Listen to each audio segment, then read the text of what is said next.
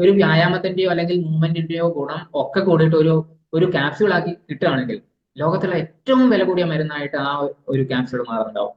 ഏതാണ്ട് 1 മണിക്കൂറോ 1.5 മണിക്കൂറോ ജിമ്മിൽ പോയി എക്സസൈസ് ചെയ്യും. എന്നിട്ട് നമ്മൾ അടുത്ത ആ 24 hours 23 hours ഒരുപക്ഷെ സെഡൻഡറി ആയിട്ടുള്ള ലൈഫിലാണ് പോകുന്നത്. ഏറ്റവും പ്രധാനപ്പെട്ടത് അഡാപ്റ്റേഷൻ എന്ന് പറഞ്ഞൊരു മെക്കാനിസം. നമ്മുടെ ശരീരം ഒരു പെർട്ടിക്കുലർ മൂവ്മെന്റ് പാറ്റേണിലാണ് പോകുന്നതെങ്കിൽ ഏറ്റവും കുറവ് എനർജി യൂസ് ചെയ്തിട്ട് നമ്മുടെ ആ ഒരു ആക്ടിവിറ്റി കംപ്ലീറ്റ് ചെയ്യാനുള്ള ഒരു അഡാപ്റ്റേഷൻ മെക്കാനിസം നമ്മുടെ ശരീരത്തിനുണ്ട്. ബോഡിയുടെ ഹെൽത്ത് കൂടി എന്നൊന്നും അതിന് അർത്ഥമില്ല. ഇന്നലെ കഴിച്ച ഭക്ഷണം കൂടുതലായി എന്നുള്ളത് കൊണ്ട് ഒരു കുറ്റബോധം തരുന്നുണ്ടെങ്കിൽ ഇന്ന് ഞാൻ വ്യായാമം ചെയ്യുന്നത് എന്റെ കുറ്റബോധത്തിൽ നിന്ന് വന്ന ഒരു ശിക്ഷ മാത്രമായിരിക്കും. സോ ഇതിന് എന്താണ് സൊല്യൂഷൻ? എക്സസൈസ് എന്ന് പറയുന്നത് അല്ലെങ്കിൽ പ്രൊഫഷണൽ ആയിട്ടുള്ള ഒരു വ്യായാമം എന്ന് പറയുന്നത് ശരിക്കും പറഞ്ഞു കഴിഞ്ഞാൽ നമുക്കൊരു മൂവ്മെന്റ് സപ്ലിമെന്റേഷൻ എന്ന രീതിയിൽ വേണം കണക്കാക്കാൻ.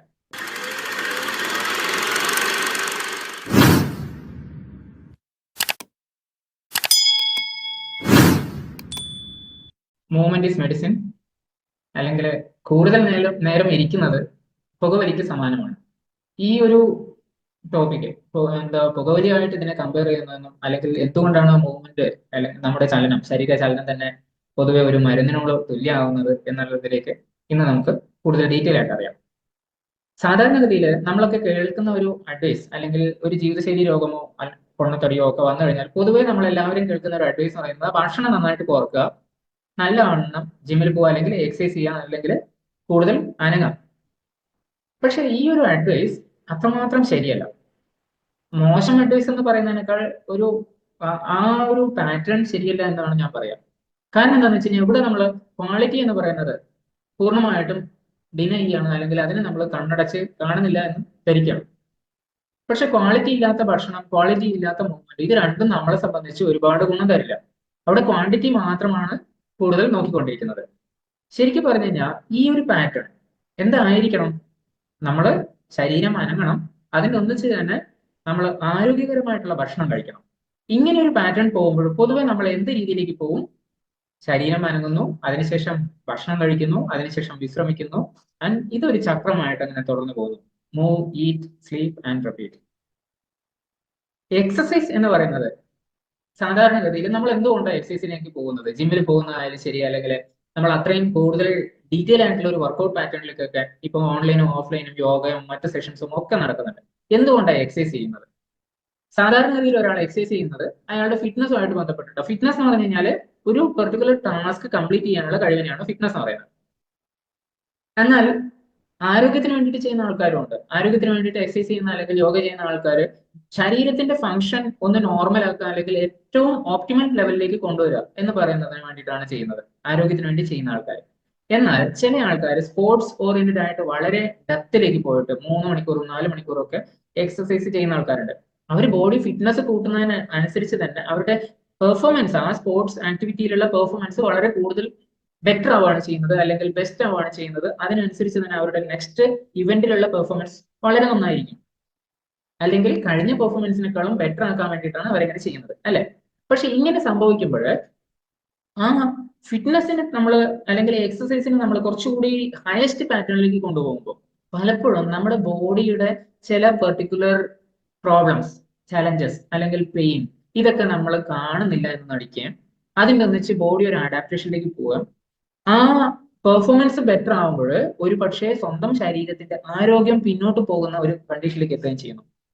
അടുത്ത കാലത്ത് നടന്നൊരു എക്സാമ്പിൾ പറഞ്ഞു കഴിഞ്ഞാൽ, നാഷണൽ ഇവന്റിലേക്ക് +2 പഠിക്കുന്ന കുട്ടികൾ നാഷണൽ ഇവന്റിലേക്ക് മത്സരിക്കാൻ പോകുമ്പോൾ അതിൽ 2 കുട്ടികൾ ഹേർഡിൽസിന് ആ ഒരു ഇവന്റുമായിട്ട് ബന്ധപ്പെട്ടിട്ട് പങ്കെടുക്കേണ്ടവരായിരുന്നു, 400 മീറ്റർ ഹേർഡിൽസ്. പക്ഷെ അവരുടെ ഹാംസ്ട്രിങ് ടിയർ ആയതുകൊണ്ട് അവർക്ക് പങ്കെടുക്കാൻ പറ്റുന്നില്ല എന്നുള്ളൊരു കണ്ടീഷൻ വന്നു.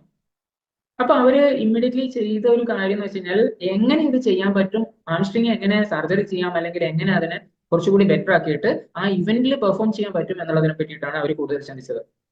പക്ഷെ എന്റെ ഒരു ഗൈഡൻസ് എന്തായിരുന്നു എന്ന് വെച്ച് കഴിഞ്ഞാൽ, ഇപ്പോഴും ആരോഗ്യം ബെറ്റർ ആക്കാൻ നെക്സ്റ്റ് ഇയർ ഇതേ ഇവന്റ് വരുമ്പോൾ അതിലേക്ക് ബെറ്റർ ആയിട്ട് പെർഫോം ചെയ്യാൻ പറ്റും. കാരണം ഒരു പ്രോബ്ലം ഉള്ള സമയത്ത് നമ്മൾ അതിനെ പൂർണ്ണമായിട്ടും കണ്ണടച്ച് പെർഫോം ചെയ്യുക എന്നുള്ളതിനെ മാത്രം ശ്രദ്ധിക്കുമ്പോൾ ഒരുപക്ഷെ അവർക്ക് ഈ ഒരു ഇവന്റിൽ പെർഫോം ചെയ്യാൻ പറ്റിയാലും നെക്സ്റ്റ് അല്ലെങ്കിൽ വരും കാലങ്ങളിൽ അവരുടെ പെർഫോമൻസിന് അത്രയും നല്ല ഒരു ലെവൽ കിട്ടില്ല, അതല്ലെങ്കിൽ ചിലപ്പോൾ പെർഫോം ചെയ്യാൻ പറ്റാത്തൊരവസ്ഥയിലേക്ക് എത്തും. അത് ഒഴിവാക്കാൻ വേണ്ടിയിട്ട് ഫസ്റ്റ് ആരോഗ്യം നോക്കിയിട്ട് വേണം അത് ചെയ്യാനുള്ളതായിരുന്നു എൻ്റെ ഒരു ഗൈഡൻസ്. എനിവേ, മൂവ്മെന്റ് എന്ന് പറയുന്നതും എക്സസൈസ് എന്ന് പറയുന്നതും തമ്മിൽ ചെറിയൊരു വ്യത്യാസമുണ്ട്. കാരണം എക്സസൈസ് എന്ന് പറയുന്നത് ഒരു പെർട്ടിക്കുലർ കോൺസെൻട്രേഷൻ ആയിട്ടുള്ള അല്ലെങ്കിൽ ഒരു പെർട്ടിക്കുലർ പാറ്റേൺ വെച്ചിട്ടുള്ള മൂവ്മെന്റ് ആണ്. അതുകൊണ്ട് തന്നെ എല്ലാ മൂവ്മെന്റും എക്സസൈസ് ആണെന്ന് പറയാൻ പറ്റില്ല. എല്ലാ എക്സസൈസും മൂവ്മെന്റ് ആണ്. അപ്പൊ മൂവ്മെന്റ് ചെയ്യുന്നു എന്നുള്ളതിന് കൊണ്ട് നമ്മൾ ആ ഒരു പെർട്ടിക്കുലർ പാറ്റേണിലുള്ള എക്സസൈസ് ചെയ്യുന്നു അർത്ഥമില്ല. ഓക്കെ, അതുകൊണ്ട് തന്നെ നമുക്ക് ഈ നല്ല രീതിയിലുള്ള മൂവ്മെന്റ് ചെയ്യുന്ന സമയത്ത് അവിടെ ക്വാളിറ്റിയും നമ്മൾ നോക്കേണ്ടതുണ്ട്. അതിൻ്റെ ഒന്ന് തന്നെ ക്വാണ്ടിസൈസ് ചെയ്തിട്ട് അതിനെ എത്ര റെപ്പിറ്റേഷൻ അല്ലെങ്കിൽ എങ്ങനെ നമ്മൾ മൂവ് ചെയ്യുന്നു എന്നുള്ളത് ശ്രദ്ധിക്കേണ്ടതുണ്ട്. ചെയ്യാൻ പറ്റുന്ന എല്ലാ മൂവ്മെന്റുകളിലും നമ്മൾ എക്സസൈസ് കൊണ്ടുവരുന്നില്ല. ഒരു ലിമിറ്റഡ് ടൈപ്പ് അല്ലെങ്കിൽ ഒരു ലിമിറ്റഡ് ആയിട്ടുള്ള മൂവ്മെന്റ് മാത്രമേ നമ്മൾ അലോ ചെയ്യുന്നുള്ളൂ. അതുകൊണ്ട് തന്നെ നമ്മുടെ സ്പെസിഫൈ ചെയ്തിട്ടുള്ള ആ ഒരു മൂവ്മെന്റിന് നമ്മുടെ ശരീരത്തിന് വേണ്ടത്ര ഗുണം തരാൻ കഴിയുന്നില്ല ശരിക്കും. പലപ്പോഴും ആ റെപ്പിറ്റേഷൻ മൂലം ഉണ്ടാകുന്ന മൂവ്മെന്റുകൾ നമ്മുടെ എക്സസൈസ് അല്ലെങ്കിൽ ആ എക്സസൈസിന് വേണ്ടിയിട്ടുള്ള നമ്മുടെ മൂവ്മെന്റുകൾ പലപ്പോഴും ശരീരത്തിന്റെ ഒരു പെർട്ടിക്കുലർ പാർട്ടിനെ കോൺസെൻട്രേറ്റ് ചെയ്തിട്ടോ അല്ലെങ്കിൽ അതിന് വേണ്ടിയിട്ടുള്ള അവിടെയുള്ള മസിൽ ബിൽഡ് ചെയ്യാനോ അവിടെയുള്ള സ്ട്രെങ്തനിങ്ങിന് വേണ്ടിയിട്ടോ ഒക്കെ ആയി പോകുമ്പോൾ സംഭവിക്കുന്നത് എന്താണെന്ന് വെച്ച് കഴിഞ്ഞാൽ നമ്മുടെ ബോഡി ഒറ്റ ഒന്നാണ് എന്നുള്ളത് നമ്മൾ മറന്നു പോകും. അങ്ങനെ ഒന്നല്ലാതെ നമ്മൾ പാർട്ടായിട്ടാണ് നമ്മുടെ ബോഡിയെ ട്രീറ്റ് ചെയ്യുന്നതെങ്കിൽ അത് ശരിയാവോ? ഇല്ല. നമ്മുടെ അവയവങ്ങളും നമ്മുടെ ശരീരം ആകെയും എല്ലാം വർക്ക് ചെയ്യുന്നത് ഒരുമിച്ചാണ്. അങ്ങനെ ഒരുമിച്ച് വർക്ക് ചെയ്യുമ്പോൾ നമ്മുടെ മൂവ്മെന്റും ഒരു ജനറലൈസ് ആയിട്ടുള്ള മൂവ്മെന്റിലേക്ക് പോകണം, പല രീതിയിലുള്ള മൂവ്മെന്റിലേക്ക് പോകണം. ഇത് കുട്ടികളെ കണ്ടു കഴിഞ്ഞാൽ നമുക്ക് അറിയാൻ പറ്റും. കുട്ടികളുടെ മൂവ്മെന്റിന് പലപ്പോഴും ഒരു സ്ട്രിക്റ്റ് ആയിട്ടുള്ള പാറ്റേൺ ഒന്നും ഇല്ല. അവർ പല രീതിയിൽ, ചെറിയ കുട്ടികൾ പല രീതിയിലുള്ള മൂവ്മെന്റ് ആണ് അവരുടെ ശരീരത്തിൽ ഉണ്ടാവുക, അല്ലെ? അതുകൊണ്ട് തന്നെ അവര് എക്സസൈസ് ചെയ്യുന്നതിനെ പറ്റി പൊതുവെ ആരും ചിന്തിക്കാറുമില്ല. കാരണം അവർ മൂവ് ചെയ്യുന്നുണ്ട്. ഇവിടെ നമ്മുടെ ഒരു ഹാബിറ്റ് ഇപ്പൊ എന്താന്ന് വെച്ച് കഴിഞ്ഞാൽ ഏതാണ്ട് 1 മണിക്കൂറോ 1.5 മണിക്കൂറോ ജിമ്മിൽ പോയി എക്സസൈസ് ചെയ്യും. പോകുന്നത് കാറിലായിരിക്കും അല്ലെങ്കിൽ ബൈക്കിലായിരിക്കും, തിരിച്ചു വരുന്നത് അതുപോലെ തന്നെ. എന്നിട്ട് നമ്മൾ അടുത്ത ആ 24 hours 23 hours ഒരുപക്ഷെ സെഡൻഡറി ആയിട്ടുള്ള ലൈഫിലാണ് പോകുന്നത്. ഒരുപക്ഷെ ഇരിക്കുക മാത്രമാണ് ചെയ്യുന്നത്. ഇങ്ങനെ ഇരുന്നു കൊണ്ടുള്ള പാറ്റേൺ ആകുമ്പോൾ ആ സെഡൻഡറി ലൈഫാണ് ശരിക്കും പറഞ്ഞു കഴിഞ്ഞാൽ നമുക്ക് വരുന്നത്. നമ്മളെ എക്സസൈസ് ഉള്ള ഒരു സെഡൻഡറി ലൈഫ് എന്ന് വേണമെങ്കിൽ പറയാം, അല്ലെങ്കിൽ ആക്റ്റീവ്ലി സെഡൻഡറി ആയിട്ടുള്ള ഒരു ലൈഫിലാണ് പോകുന്നതെന്ന് പറയാം. ഇത് വളരെ മോശമാണ്. കാരണം സെഡൻഡറി എന്നുള്ളതിന്റെ പൊതുവെയുള്ള അർത്ഥം ഇരിക്കുക എന്നുള്ളതാണ്. സെഡൻഡറി ലൈഫ് എന്ന് പറഞ്ഞാൽ ഇരുന്ന് കൊണ്ട് ചെയ്യുന്ന ജോലികളും കാര്യങ്ങളും ഒക്കെയാണ് കൂടുതലുള്ളത്. ഇതിനൊരു റീസൺ ഇന്നിപ്പം എക്സസൈസ് അല്ലെങ്കിൽ മൂവ്മെന്റിനുള്ള സ്പേസ് കുറഞ്ഞു വരികയാണ്.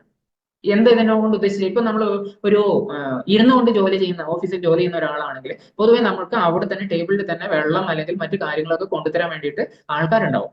അതുകൊണ്ട് നമ്മൾ പുറത്തു പോയിട്ടോ അല്ലെങ്കിൽ ചൂടുവെള്ളം കുടിക്കാൻ പോലും ഒരുപക്ഷെ എഴുന്നേക്കേണ്ട ആവശ്യം വരുന്നില്ല, അല്ലെ? അങ്ങനെ ഒരു സ്പേസ് കുറയാണ് പൊതുവെ. നമ്മളായിട്ട് കുറക്കുന്ന ആവാം, അതല്ലെങ്കിൽ നമ്മുടെ ആ ഒരു എൻവയോൺമെന്റ്, ജോബ് പ്രഷറും ഒക്കെ ആ ഒരു രീതിയിലേക്ക് കൊണ്ടുവരുന്നതാവാം. ഇത് കൂടാതെ ഡിജിറ്റൽ ഡിവൈസസ് വളരെ കൂടുതലായിട്ട് ഉപയോഗിക്കേണ്ടി വരുന്നത് കൊണ്ടും നമ്മളൊരു ഇരുന്നിട്ടുള്ള ലൈഫിലേക്ക് മാറിപ്പോവാണ് ചെയ്യുന്നത്. ബട്ട് സെഡൻഡറി അല്ലെങ്കിൽ സിറ്റിംഗ് എന്ന് പറയുന്നത് ഇന്നത്തെ കാലത്തുള്ള ഒരു സ്മോക്കിങ്ങിന് തുല്യമാണ്. സ്മോക്കിംഗ് പൊതുവെ ഇപ്പൊ വളരെ കുറഞ്ഞിട്ടുണ്ട്. പക്ഷേ സിറ്റിംഗ് കൊണ്ട് എന്താണ് നമ്മുടെ ശരീരത്തിന് ഉണ്ടാകുന്ന ബുദ്ധിമുട്ടെന്ന് ചോദിച്ചു കഴിഞ്ഞാൽ ഒരു 30 മിനിറ്റ് പോലും ഇരുന്നിട്ടുണ്ടെങ്കിൽ നമ്മുടെ ബോഡിയുടെ മെറ്റബോളിസം 90% വരെ കുറയും. 30 മിനിറ്റ് കണ്ടിന്യൂസ് ആയിട്ട് ഇരിക്കുമ്പോൾ. അതുപോലെ തന്നെ നല്ല കൊളസ്ട്രോളിന്റെ അളവ് 20% കുറയും. നമ്മുടെ ശരീരത്തിന്റെ താഴെയുള്ള മസിൽസിന്റെ പൊതുവെയുള്ള മൂവ്മെന്റും അല്ലെങ്കിൽ അതിന്റെ ആ ഒരു ബ്ലഡ് സർക്കുലേഷനും ഒക്കെ വളരെ കുറയുന്നുണ്ടാവും, അല്ലെ? നമുക്ക് തന്നെ അത് ഫീൽ ചെയ്യാൻ പറ്റും. ആൻഡ് കൂടുതൽ നേരം ഇരിക്കുന്നത് കൊണ്ട് നമ്മുടെ ശരീരത്തിന്റെ പോസ്ചറും മാറാൻ സാധ്യതയുണ്ട്. കാരണം നമ്മൾ ഈസി ചെയറിലേക്കോ അല്ലെങ്കിൽ ഈസി ആയിട്ടുള്ള രീതിയിലേക്കോ നമ്മുടെ ബോഡി ഓട്ടോമാറ്റിക്കലി പോകും. അങ്ങനെ പോകുമ്പോൾ ശരീരത്തിന്റെ പോസ്ചർ മാറും. ഈ പോസ്ചർ മാറുമ്പോൾ ശരീരം ഒരു അഡാപ്റ്റേഷൻ മെക്കാനിസത്തിലേക്ക് പോകും. അതെന്താണെന്ന് അടുത്തതിൽ ഞാൻ പറയാം. ഈ സെഡൻഡറി ആയിട്ടുള്ള അല്ലെങ്കിൽ സിറ്റിംഗ് കൊണ്ടുള്ള പ്രധാനപ്പെട്ട ചില പ്രശ്നങ്ങളിൽ ഒന്ന് ഓൾ കോസ് മോർട്ടാലിറ്റി, പല കാരണങ്ങൾ കൊണ്ടുള്ള മരണകാരണം അത് കൂടി വരികയാണ് ചെയ്യുന്നത്. അതിൽ കാർഡിയോവാസ്കുലർ ഡിസീസസ് ഉണ്ടാവാം, ക്യാൻസർ റിസ്ക് ഉണ്ട്, അതുപോലെ തന്നെ മെറ്റബോളിക് ഡിസോർഡേഴ്സ്, പൊതുവെ നമ്മുടെ ശരീരത്തിന്റെ ഉപാപചയ പ്രവർത്തനങ്ങളുമായിട്ട് ബന്ധപ്പെട്ടിട്ടുള്ള രോഗങ്ങൾ അല്ലെങ്കിൽ അവസ്ഥകൾ, പ്രമേഹം, ഹൈപ്പർ ടെൻഷൻ, ഡിസ്ലിപ്പിഡീമിയ പോലെയുള്ള പ്രശ്നങ്ങളൊക്കെ നമ്മുടെ ശരീരത്തിൽ അത് കൂടുതലായിട്ട് കാണാം. മസിൽസും അതുപോലെ തന്നെ നമ്മുടെ സ്കെലിറ്റൽ സിസ്റ്റം, അസ്ഥി വ്യവസ്ഥയും മസ്കുലർ വ്യവസ്ഥയും തമ്മിലുള്ള ഒരു ബന്ധമുണ്ട്. ഈ ബന്ധത്തിൽ വരുന്ന പല പ്രശ്നങ്ങളും അത് ഒരുപക്ഷെ നമ്മുടെ പോസ്റ്ററുമായിട്ട് ബന്ധപ്പെട്ടിട്ടാവാം, ഒരുപക്ഷെ നമ്മുടെ മൂവ്മെന്റുമായിട്ട് ബന്ധപ്പെട്ടിട്ടാവാം. ഇത്തരം പ്രശ്നങ്ങളും ഉണ്ടാവാം. അതുപോലെ തന്നെ ഡിപ്രഷൻ പോലെയുള്ള കാര്യങ്ങളും വളരെ പെട്ടെന്ന് തന്നെ നമുക്ക് ബാധിക്കുന്നു. ഇത് കുറയ്ക്കാൻ വേണ്ടിയിട്ട് ശരീരം കുറെ കാര്യങ്ങൾ ചെയ്യുന്നുണ്ട്. അതിൽ ഏറ്റവും പ്രധാനപ്പെട്ടത് അഡാപ്റ്റേഷൻ എന്ന് പറഞ്ഞൊരു മെക്കാനിസം. നമ്മുടെ ശരീരം ഒരു പെർട്ടിക്കുലർ മൂവ്മെന്റ് പാറ്റേണിലാണ് പോകുന്നതെങ്കിൽ, അതല്ല നമ്മൾ ഇരിക്കുകയാണ് ചെയ്യുന്നതെങ്കിൽ, ഈ ഇരിക്കുന്ന സമയത്ത് പോലും അതിൽ നിന്ന് ഏറ്റവും കുറവ് എനർജി യൂസ് ചെയ്തിട്ട് നമുക്ക് മുന്നോട്ട് പോകാൻ, അല്ലെങ്കിൽ നമ്മുടെ ആ ഒരു ആക്ടിവിറ്റി കംപ്ലീറ്റ് ചെയ്യാനുള്ള ഒരു അഡാപ്റ്റേഷൻ മെക്കാനിസം നമ്മുടെ ശരീരത്തിനുണ്ട്. ഇത് ശരിക്കും പറഞ്ഞു കഴിഞ്ഞാൽ ബോഡിയുടെ ഹെൽത്ത് കൂടി എന്നൊന്നും അതിന് അർത്ഥമില്ല.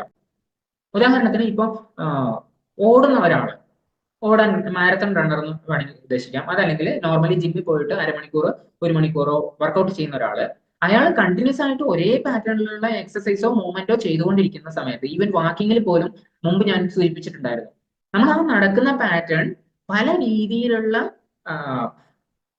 ഇന്ററപ്ഷൻസ്, അല്ലെങ്കിൽ വാക്കിങ്ങിന് തന്നെ ചിലപ്പോൾ നമുക്ക് ഇൻക്ലിനേഷൻ, അല്ലെങ്കിൽ ഒരു കയറ്റം ഇറക്കം അതുപോലെയുള്ള ഇൻക്ലിനേഷൻ മോഡലിലേക്കോ, അതുപോലെ തന്നെ വെയിറ്റ് എടുത്തിട്ട് നടക്കുക എന്ന് പറയുന്ന മെത്തേഡ്, അതുപോലെ തന്നെ സ്പീഡ് കൂട്ടിയിട്ടും കുറച്ചിട്ടും കൊണ്ടുവരിക, അതുപോലെ തന്നെ അപ്പർ ബോഡി കൊണ്ടുള്ള മറ്റ് മൂവ്മെന്റ്സ് ചെയ്യുക. ഇങ്ങനെയുള്ള പാറ്റേൺ കൊണ്ട് നമ്മുടെ ബോഡിയുടെ ആ ഒരു നടത്തം എന്ന് പറയുന്ന പ്രോസസ്സിനെ നമുക്ക് വാരി ചെയ്യാൻ പറ്റും. അതുകൊണ്ട് തന്നെ എനർജി കൺസർവേഷൻ നടക്കുന്നില്ല, ഒപ്പം ശരീരത്തിന് അഡാപ്റ്റേഷൻ മെക്കാനിസത്തിലേക്ക് പോകാൻ പറ്റുന്നില്ല. എന്നാൽ അതേ സമയത്ത് നമ്മളൊരു പെർട്ടിക്കുലർ മൂവ്മെന്റ് മാത്രം തന്നെ ചെയ്തുകൊണ്ടിരിക്കുമ്പോൾ, ഇപ്പോൾ സ്കിപ്പ് ചെയ്യുന്ന ആൾക്കാർ അല്ലെങ്കിൽ ഓടുന്ന ആൾക്കാരെ പറ്റി ഞാൻ നേരത്തെ പറഞ്ഞു, കണ്ടിന്യൂസ് ആയിട്ട് ഒരുപക്ഷെ 3-4 കിലോമീറ്റർ മാത്രം ഓടിക്കൊണ്ടിരിക്കുന്ന ഒരാൾക്ക് 10 കിലോമീറ്ററോ 20 കിലോമീറ്ററോ ഓടാൻ വേണ്ടിയിട്ട് കൂടുതൽ എഫേർട്ട് ഒന്നും ആവശ്യമില്ല. എന്താ കാരണം എന്ന് വെച്ച് കഴിഞ്ഞാൽ അയാളുടെ ബോഡിയുടെ ലെങ്സ്, കാർഡിയാക്ക് ആണ് കൂടുതലായിട്ട് അഫക്ട് വരുന്നത്. ലെങ്സും ഹേർട്ടും വളരെ പെട്ടെന്ന് തന്നെ ഈ ഒരു പാറ്റേൺ ആയിട്ട് അഡാപ്റ്റ് ചെയ്യുന്നു. അതുപോലെ തന്നെ മിനിമം എനർജിയും മിനിമം പെയിൻഫുൾ ആയിട്ടും ശരീരത്തിന്റെ കാലുകൾ വർക്ക് ചെയ്യാൻ തുടങ്ങുന്നു, ഓട്ടോമാറ്റിക്കലി ഓടാൻ സാധിക്കുന്നു. ഇങ്ങനെ ഒരു പാറ്റേൺ ശരീരത്തിന് ഓൾറെഡി ഉണ്ട്. സോ നമ്മുടെ ആ മൂവ്മെന്റ് കൊണ്ട്, പെർട്ടിക്കുലർലി നമ്മൾ ആ സമയത്ത് ചെയ്യുന്ന എക്സസൈസ് കൊണ്ട് നമ്മുടെ ബോഡിയുടെ പോസ്ചർ ഡെവലപ്പ് ചെയ്യാണ് ചെയ്യുന്നത്. അത് സ്ലോലി എനർജി കൺസർവേഷനും അതിന്റെ ഒന്നിച്ച് തന്നെ മിനിമം പെയിൻ എടുക്കാനുള്ള ഒരു അഡാപ്റ്റേഷനും ആയിട്ടാണ് ശരീരം അതിൽ വർക്ക് ചെയ്യുക. ഇതിൽ തന്നെ നമുക്കൊരു സിമ്പിൾ എക്സാമ്പിൾ പറയാം. നമ്മൾ ഇരുന്ന് കൊണ്ട് കുറെ നേരം ജോലി ചെയ്യുമ്പോൾ അതിനിടയിൽ ഒന്ന് നിന്നിട്ട് ജോലി ചെയ്യുന്നത് എളുപ്പമാണ്, പറയാൻ എളുപ്പമാണ്, ചെയ്യാൻ അത്ര എളുപ്പമാവണമെന്നില്ല. എന്നാൽ ഇതേ ഇരിക്കുന്ന പോസ്റ്റർ തന്നെ നമുക്ക് പല രീതിയിൽ, ആക്റ്റീവ്ലി സിറ്റിംഗ് എന്ന് പറയുന്ന പല രീതിയിലുള്ള പോസ്റ്റേഴ്സ് ഞാൻ അവിടെ കൊടുത്തിട്ടുണ്ട്. ഇതൊക്കെ നമുക്ക് പ്രാക്ടീസ് ചെയ്ത് നോക്കാവുന്നതാണ്. ഇതൊക്കെ നമ്മുടെ ശരീരത്തിന് എങ്ങനെ ഗുണം ചെയ്യുന്നു എന്ന് നമുക്ക് അറിയാൻ പറ്റും. ഇത്രയൊക്കെ ആണെങ്കിൽ എന്തുകൊണ്ട് ആൾക്കാർ എക്സസൈസ് ചെയ്യുന്നില്ല? No pain no gain. നമുക്ക് വേദനയില്ലാതെ ഒന്നും നേടാൻ പറ്റില്ല. വളരെ സിമ്പിൾ ആയിട്ടുള്ള കാര്യമാണ്. ശരിക്കും പറഞ്ഞു കഴിഞ്ഞാൽ നമ്മൾ പൊതുവെ പറയുന്ന എന്താ, നമ്മൾ ഇപ്പോഴും നല്ല സമയത്ത് നമ്മൾ സ്വെറ്റ് ചെയ്ത് കഴിഞ്ഞാൽ അല്ലെങ്കിൽ വേർത്ത് കഴിഞ്ഞാൽ നമുക്കൊരു യുദ്ധകാലത്ത് ഒരുപാടങ്ങ് ബ്ലീഡ് ചെയ്യേണ്ടി വരില്ല, രക്തച്ചൊരിച്ചിൽ ഉണ്ടാവില്ല എന്ന് പറയും. ഇതേ കാര്യം തന്നെയാണ് ശരിക്കും പറഞ്ഞു കഴിഞ്ഞാൽ ഇന്നത്തെ സോഷ്യൽ മീഡിയയുടെ ഇമ്പാക്ട് കൊണ്ട് കുറച്ച് മാറ്റിയിട്ട് നിങ്ങൾ എക്സസൈസ് ചെയ്ത് അതിന്റെ പീക്കിലേക്ക് പോകും, അവിടെ ബ്ലീഡിങ് വരാതെ മാത്രം നോക്കിയാൽ മതി, അല്ലെങ്കിൽ ആ ഒരു കാരണം ഒഴിവാക്കിയിട്ട് നിങ്ങൾ ഏറ്റവും ബെസ്റ്റ് ആയിട്ട് ചെയ്യാൻ നോക്കും എന്ന് പറയുന്നത്. May be it's wrong. ഇതുകൊണ്ട് തന്നെ ആൾക്കാർ എക്സസൈസ് എന്ന് പറയുന്ന ഒരു കാര്യത്തിലേക്ക് ഒരുപാട് ഇൻവോൾവ് ആവുന്നില്ല. മറ്റു പല കാരണങ്ങളും ഉണ്ട്. ജിമ്മില്ല, ജിം എക്യുപ്മെന്റ് ഇല്ല, അടുത്ത നമുക്ക് അങ്ങനെ പോയി ചെയ്യാൻ വേണ്ടിയിട്ട് സമയമില്ല, അല്ലെങ്കിൽ മറ്റ് ഫിറ്റ് ആയിട്ടുള്ള ആൾക്കാരുടെ കൂടെ ചെയ്യാൻ വേണ്ടിയിട്ട് എനിക്കൊരു കംഫർട്ട് ഇല്ല എന്നൊക്കെ നമുക്കതിൽ പറയാം. ഈവൻ എനിക്ക് വേർപ്പ് ഇഷ്ടമല്ല എന്നും പറയാം. സോ ഇങ്ങനെയുള്ള പല കാരണങ്ങളും വരുന്ന സമയത്ത്, ഒപ്പം പൊതുവെ എന്നെ പോലെയുള്ള ആൾക്കാർ പറയാറുള്ള മറ്റൊരു കാര്യം എന്ന് വെച്ച് കഴിഞ്ഞാൽ, എനിക്കിപ്പോ നല്ല ആരോഗ്യത്തിൽ തന്നെയാണ് ഉള്ളത്, അതുകൊണ്ട് എനിക്ക് അതിന്റെ ആവശ്യമില്ല എന്നും കൂടി ഒരുപക്ഷെ പറയാം. ഇങ്ങനെയൊക്കെ സംഭവിക്കുമ്പോൾ നമ്മുടെ ശരീരത്തിന് പൊതുവെ കിട്ടേണ്ട ഏറ്റവും നല്ല മരുന്ന് നമ്മൾ ഒഴിവാക്കുകയാണ് ചെയ്യുന്നത്. മൂവ്മെന്റ് എന്ന് പറയുന്നത് ഒരു നല്ല മെഡിസിൻ ആണ്. ഇത് ഒരാളുടെ ഫിസിക്കൽ, അതുപോലെ തന്നെ ഇമോഷണൽ, മെന്റൽ സ്റ്റേറ്റിനൊക്കെ വളരെ നല്ല രീതിയിൽ ഗുണം ചെയ്യുന്നതാണ്. ആക്ച്വലി നമുക്ക് ഒരു വ്യായാമത്തിന്റെയോ അല്ലെങ്കിൽ മൂവ്മെന്റിന്റെയോ ഗുണം ഒക്കെ കൂടിയിട്ട് ഒരു ക്യാപ്സ്യൂൾ ആക്കി കിട്ടുകയാണെങ്കിൽ ലോകത്തിലെ ഏറ്റവും വില കൂടിയ മരുന്നായിട്ട് ആ ഒരു ക്യാപ്സ്യൂൾ മാറുന്നുണ്ടാവും.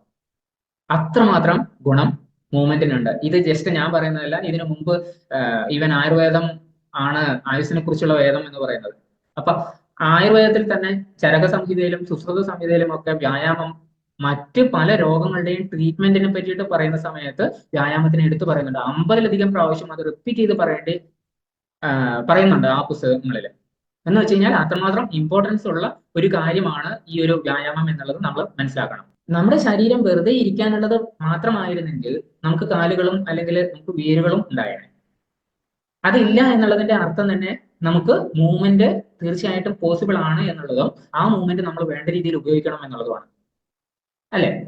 അങ്ങനെ നോക്കുമ്പോൾ നമ്മൾ എത്ര പേര് ശരിയായ രീതിയിൽ മൂവ്മെന്റിനെ ഉപയോഗിക്കുന്നുണ്ട്? പലപ്പോഴും നമ്മളിൽ പലരും മൂവ്മെന്റ് അല്ലെങ്കിൽ ആ ഒരു വ്യായാമം പാറ്റേണിലേക്കൊക്കെ പോകുന്നത് എപ്പോഴാന്ന് വെച്ച് കഴിഞ്ഞാൽ എന്തെങ്കിലും ജീവിതശൈലി രോഗം വരുമ്പോഴോ അല്ലെങ്കിൽ ഒരു ഡോക്ടർ നമ്മളോടത് വളരെ സ്ട്രിക്റ്റ് ആയിട്ട് പറയുമ്പോഴോ മാത്രമാണ്. നമ്മുടെ നമുക്ക് ഓർമ്മയുള്ളത് പോലെ തന്നെ നമ്മുടെ കോശങ്ങൾക്കും നമ്മുടെ മസിൽസിനും ഒക്കെ ഓർമ്മയുണ്ട്. അതുകൊണ്ട് തന്നെ ഈ ഓർമ്മകൾ അവസാനം വരെ ജീവിതാവസാനം വരെ നിലനിർത്താൻ വേണ്ടിയിട്ട് അതിന് പറ്റുന്നുണ്ട്. നമ്മൾ ആ എക്സസൈസ് പാറ്റേണോ മൂവ്മെന്റ് പാറ്റേണോ മാറ്റാതിരുന്നാൽ ശരിക്കും പറഞ്ഞു കഴിഞ്ഞാൽ ഒരു 35 വയസ്സിലുള്ള ആളിന്റെ മസ്കുലാർ അല്ലെങ്കിൽ പേശികളുടെ ഓർമ്മയും 70 വയസ്സുകാരന്റെ പേശികളുടെ ഓർമ്മയും ഈക്വൽ ആയിരിക്കും. അത്തരത്തിലുള്ള റിസർച്ചുകൾ നടന്നിട്ടുണ്ട്. അപ്പൊ നമുക്ക് പൊതുവെ ഇന്നത്തെ കാലത്ത് സംഭവിക്കുന്ന പ്രായം കൂടുമ്പോൾ ഉണ്ടാവുന്ന പ്രശ്നങ്ങളിൽ പലതും, പ്രത്യേകിച്ച് എല്ലുകളും മസിൽസും വെച്ചിട്ടുള്ള പേശികളും എല്ലുകളും വെച്ചിട്ടുള്ള പ്രശ്നങ്ങളിൽ പലതും ഒരുപക്ഷെ നമ്മുടെ ഈ വ്യായാമക്കുറവോ അല്ലെങ്കിൽ മൂവ്മെന്റ്സിന്റെ ചലനത്തിന്റെ കുറവോ കൊണ്ടുണ്ടാവുന്നതാണ്. അപ്പൊ എന്തുകൊണ്ടാണ് നമുക്ക് അങ്ങനെ മൂവ് ചെയ്യാൻ വളരെ ബുദ്ധിമുട്ട്? ഏറ്റവും പ്രധാന റീസൺ, നമുക്കിന്ന് വിശപ്പ് എന്ന് പറയുന്ന ഒരു വിളിയുണ്ടല്ലോ, വിശപ്പിന്റെ വിളിയുണ്ടല്ലോ, ആ വിളി ഇന്നിപ്പോ കുറവാണ്. അതുകൊണ്ട് തന്നെ നമുക്ക് എല്ലാം നമ്മുടെ ടേബിളിലേക്ക് എത്തും. അതുകൊണ്ട് തന്നെ നമുക്ക് എഴുന്നേറ്റ് പോയിട്ടോ അല്ലെങ്കിൽ വിശപ്പിന് വേണ്ടിയിട്ട്, മുമ്പൊക്കെ നമ്മൾ അതിനു വേണ്ടിയിട്ടാണ് വേട്ടയാടാൻ വേണ്ടിയിട്ടാണ് പുറത്തേക്ക് പോയിക്കൊണ്ടിരുന്നത്. അപ്പൊ ആ വേട്ടയാടൽ എന്ന് പറയുന്ന ഒരു പ്രശ്നം തീർന്നപ്പോൾ ഓട്ടോമാറ്റിക്കലി എല്ലാം നമ്മുടെ മൂവ്മെന്റിനെ റെസ്ട്രിക്ട് ചെയ്യുന്ന രീതിയിലേക്ക് വന്നു. നമ്മൾ ഇന്ന് അനങ്ങുക എന്ന് പറയുന്നത് പോലും പലപ്പോഴും ഇന്നലെ കഴിച്ച ഭക്ഷണം കൂടുതലായി പോയല്ലോ എന്നുള്ളത് കൊണ്ടായിരിക്കും. ഇന്നലെ കഴിച്ച ഭക്ഷണം ശരിക്കും പറഞ്ഞു കഴിഞ്ഞാൽ കൂടുതലായി എന്നുള്ളത് കൊണ്ട് ഒരു കുറ്റബോധം തരുന്നുണ്ടെങ്കിൽ ഇന്ന് ഞാൻ മൂവ് ചെയ്യുന്നത് അല്ലെങ്കിൽ ഇന്ന് ഞാൻ വ്യായാമം ചെയ്യുന്നത് എന്റെ കുറ്റബോധത്തിൽ നിന്ന് വന്ന ഒരു ശിക്ഷ മാത്രമായിരിക്കും. അത്തരം ഒരു ശിക്ഷയല്ല ശരിക്കും പറഞ്ഞു കഴിഞ്ഞാൽ നമ്മുടെ ശരീരത്തിന് വേണ്ടത്. ഭക്ഷണം ശരീരത്തിന്റെ ആവശ്യമാണ്, ബയോളജിക്കൽ നീഡാണ്. ചലനം അതും ശരീരത്തിന്റെ നീഡാണ്, ശരീരത്തിന്റെ ബയോളജിക്കൽ ആയിട്ടുള്ള ഒരു ആവശ്യമാണ്. അപ്പൊ ഇത് രണ്ടും നമ്മൾ പൂർണ്ണമായിട്ടും ഒരുമിച്ച് കൊണ്ടുപോകണം. സോ ഇതിന് എന്താണ് സൊല്യൂഷൻ? അത്ര എളുപ്പമല്ല ഈ ഒരു സൊല്യൂഷൻ. സൊല്യൂഷൻ എന്ന് പറയുന്നത് നമ്മുടെ ചിന്താഗതികൾ, നമ്മുടെ കാഴ്ചപ്പാടുകൾ മാറ്റേണ്ടതുണ്ട്. ഒരു പുതിയ പെർസ്പെക്റ്റീവ്, എല്ലാ മൂവ്മെന്റുകളും എക്സസൈസ് ആണെന്ന് അല്ലെങ്കിൽ വ്യായാമം തന്നെയാണെന്ന് നമ്മൾ കണക്കാക്കേണ്ടിയിരിക്കുന്നു. ഇങ്ങനെ കണക്കാക്കുമ്പോഴാണ് ശരിക്കും പറഞ്ഞു കഴിഞ്ഞാൽ നമ്മുടെ ശരീരത്തിലുള്ള നോൺ എക്സസൈസ് മൂവ്മെന്റ് എന്ന് പറയും നമ്മുടെ ശരീരത്തിന് എത്രമാത്രം ഗുണം തരുന്നു എന്നുള്ളത് നമ്മൾ മനസ്സിലാക്കുന്നതും അതിനുശേഷം അതിന്റെ ആ ഒരു റിസൾട്ട് മീൻസ് നമ്മൾ ഒരു മണിക്കൂർ എക്സസൈസ് ചെയ്യുന്നത് കൊണ്ട് എത്ര കലോറി ബേൺ ചെയ്യുന്നു അല്ലെങ്കിൽ എത്ര മസിൽസ് അനങ്ങുന്നു എന്നുള്ളതിനേക്കാൾ കൂടുതലായിട്ട് ഒരുപക്ഷെ അടുത്ത 23 hours അല്ലെങ്കിൽ വേണ്ട ഒരു 12 മണിക്കൂർ എങ്കിലും നമ്മൾ ചലനപൂർണ്ണമായിട്ടുള്ള ഒരു ജീവിതമാണ് നയിക്കുന്നതെങ്കിൽ അന്നത്തെ ദിവസം കൂടുതൽ എനർജി കലോറി ഒക്കെ ബേൺ ചെയ്തിരിക്കുന്നത് ആ 12 മണിക്കൂർ ആയിരിക്കും. ഒരു മണിക്കൂർ എക്സസൈസ് ചെയ്തത് കൊണ്ടായിരിക്കില്ല. അതുപോലെ തന്നെ എക്സസൈസ് എന്ന് പറയുന്നത് അല്ലെങ്കിൽ പ്രൊഫഷണൽ ആയിട്ടുള്ള ഒരു വ്യായാമം എന്ന് പറയുന്നത് ശരിക്കും പറഞ്ഞു കഴിഞ്ഞാൽ നമുക്കൊരു മൂവ്മെന്റ് സപ്ലിമെന്റേഷൻ എന്ന രീതിയിൽ വേണം കണക്കാക്കാൻ. എന്ന് വെച്ച് കഴിഞ്ഞാൽ സാധാരണഗതിയിൽ നമുക്ക് ഭക്ഷണത്തിൽ നിന്നുള്ള പോരായ്മകൾ കൂടുതലാവുന്ന സമയത്ത് ഒരുപക്ഷെ വൈറ്റമിൻ ഡിയോ വൈറ്റമിൻ സിയോ അല്ലെങ്കിൽ മൾട്ടി വിറ്റമിൻ ടാബ്ലറ്റോ പ്രോട്ടീനോ ഒക്കെ സപ്ലിമെന്റ്സ് ആയിട്ട് നമ്മൾ കൊടുക്കാറുണ്ട്, അല്ലെ? കഴിക്കാറുണ്ട്. പല ഡോക്ടർമാരും സജസ്റ്റ് ചെയ്യാറുണ്ട്.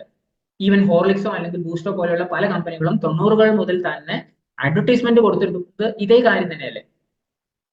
എന്ന് വെച്ച് കഴിഞ്ഞാൽ ഈ ഒരു വ്യായാമത്തിനെ പറ്റിയിട്ടും നമ്മൾ അന്നത്തെ ദിവസം മൂവ്മെന്റ് ചെയ്യുന്നതിലുള്ള കുറവിനെ സപ്ലിമെന്റ് ചെയ്യാൻ വേണ്ടിയിട്ട് മാത്രമായിട്ട് വേണം ഈ ഒരു വ്യായാമത്തിനെ കണക്കാക്കാൻ. ബാക്കിയുള്ള സമയം വെറുതെ ഇരിക്കാൻ വേണ്ടിയിട്ടുള്ള ഒരു എന്താ നമുക്ക് എക്സ്ട്രാ കിട്ടിയ ഒരു ചീട്ടല്ല ആ ഒരു മണിക്കൂർ ചെയ്യുന്ന വ്യായാമം. നമ്മൾ ടോട്ടൽ ആ ഒരു ഉണർന്നിരിക്കുന്ന സമയത്തിൽ മാക്സിമം മൂവ്മെന്റ്സ് നമുക്ക് ചെയ്യാൻ പറ്റുമോ, ശരീരത്തിന്റെ ഏതൊക്കെ ബോഡി പാർട്സ് ഇൻവോൾവ് ചെയ്യാൻ പറ്റുമോ അതൊക്കെ ഇൻവോൾവ് ചെയ്തിട്ട് ചെയ്യുന്ന രീതിയിൽ തന്നെ നമ്മൾ ഒരു ദിവസത്തെ കണക്കാക്കേണ്ടതുണ്ട്. Thank you.